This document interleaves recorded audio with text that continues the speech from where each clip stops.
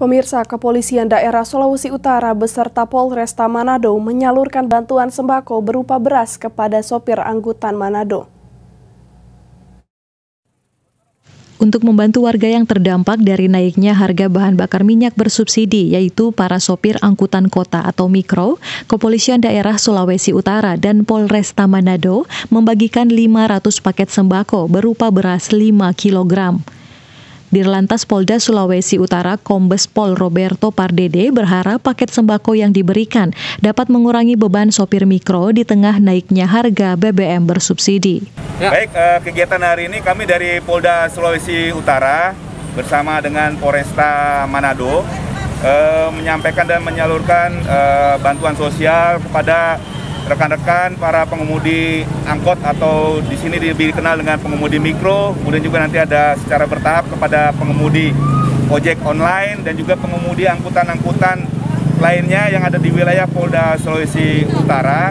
Ini sebagai bentuk empati dari kami jajaran Polda Sulawesi Utara kepada khususnya para pengemudi mikro yang terdampak penyesuaian harga BBM. Ya, sebagai juga sambil menunggu tersalurkannya bantuan sosial, baik itu BLT, BSU, dan bantuan transportasi dari pemerintah. Sementara itu, sopir mikro yang menerima paket tersebut mengaku sangat bersyukur dan berterima kasih kepada Polri yang turut membantu warga. Alhamdulillah lagi bagi naikkan BBM ini dari dapatkan beras lagi pembantuan dari Bapak Polisi. Memang sekarang untuk pendapatan gimana Pak? Ya